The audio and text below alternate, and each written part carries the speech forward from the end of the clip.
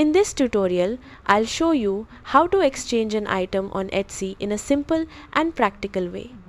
First, understand this. Etsy does not handle exchanges directly. Whether you can exchange an item depends on the seller's individual shop policy. Now, if you want to exchange an item on Etsy, here's what to do. Start by going to the Etsy website or app and logging into your account. Next, go to your Purchases and Reviews section from your profile. After that, find and select the order you want to exchange. Then, click on Help with Order and choose to message the seller. Now, clearly explain that you'd like to exchange the item, for example, for a different size, color, or variation.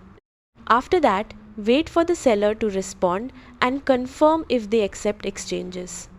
If approved, follow the seller's instructions for returning the original item. Then, pack the item securely and ship it back using the provided return address, preferably with tracking. Once the seller receives the item, they will send out the replacement and provide new shipping details.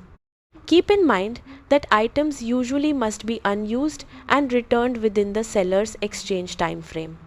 Also, always check the shop's exchange policy before requesting to avoid confusion. That's it. By contacting the seller and following their instructions, you can successfully exchange an item on Etsy.